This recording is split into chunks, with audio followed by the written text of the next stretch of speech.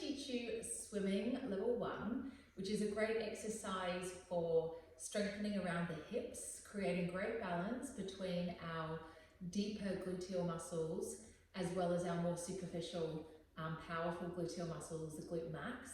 But it's also a good exercise to train correct timing between the glutes and our hamstring muscles.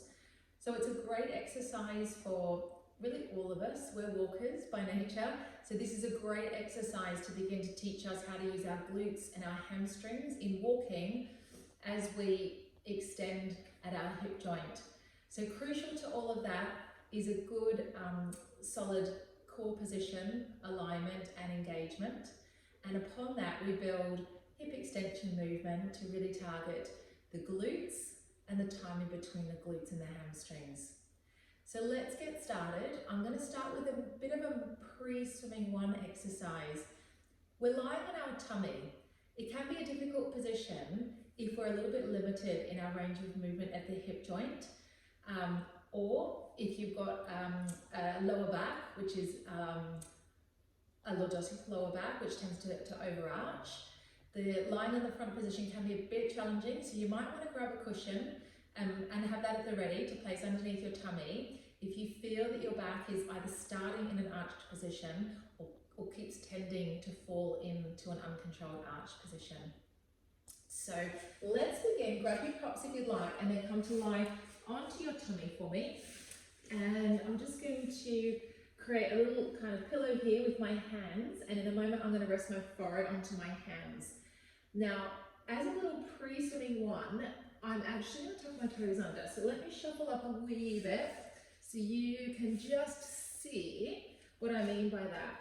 I'm just going to tuck my toes under and then place my head down onto my little hand pillow.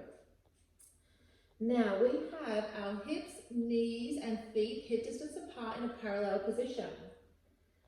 Work now from the top down from your posture. So just nod your chin to lengthen the back of your neck. Slide the shoulder blades away from your ears. And now think of that pubic bone rolling down into the mat. If we let that pubic bone lift off the mat, we're going to be overarching. And instead, we want the pubic bone on the mat, the tailbone reaching towards the heels. Now, as we do that, hopefully we're feeling our lower abdominals engaged to create that movement. What we don't want to do is clench through the glutes here in order to achieve our neutral position. Okay, we want to get to our neutral by drawing in our lower tummy muscles. And if that's a challenge, like I say, just pop a little cushion underneath your lower tummy and that should help you out. Now that's our start position, set to set, neutral spine.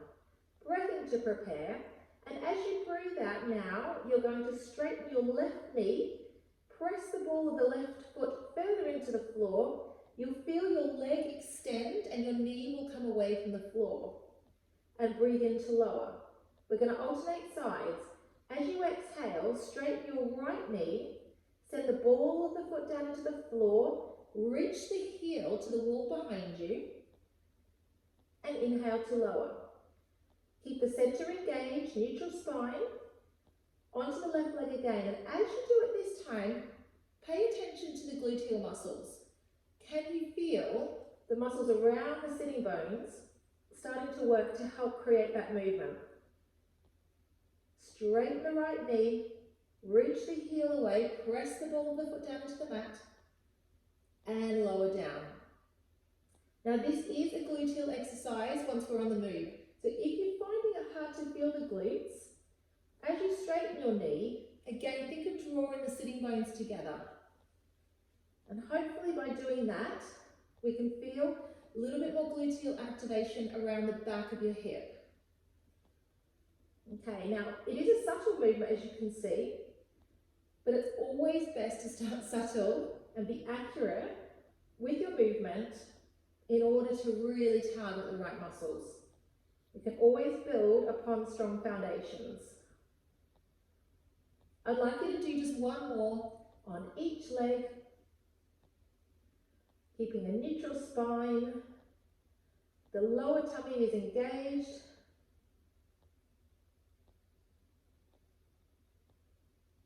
Good. Finishing off your last one.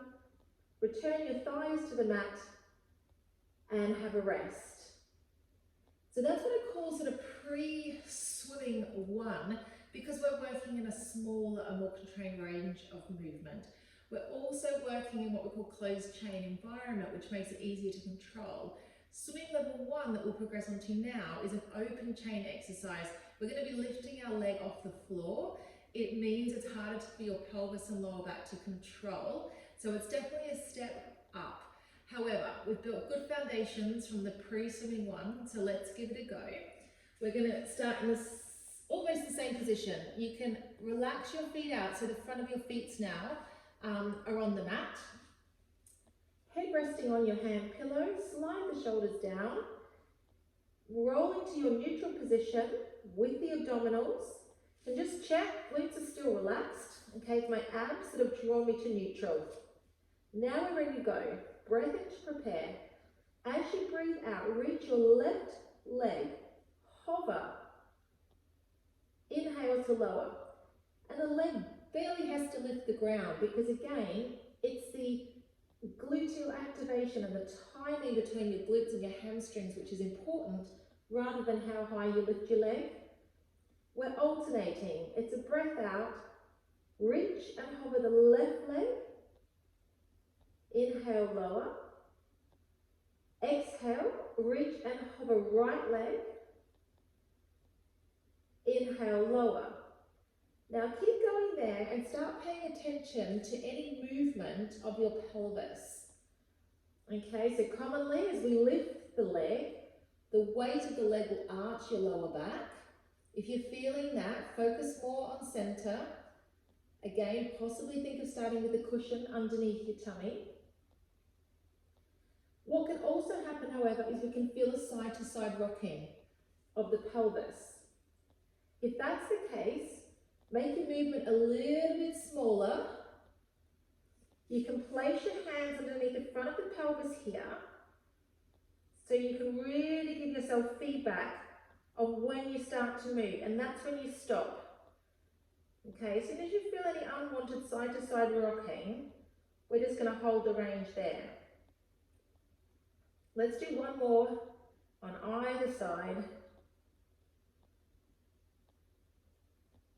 Good, keeping your center engaged to support neutral spine and allow that correct activity here, that good gluteal hamstring work, which is so important for the hip joints. Good job. Have a rest.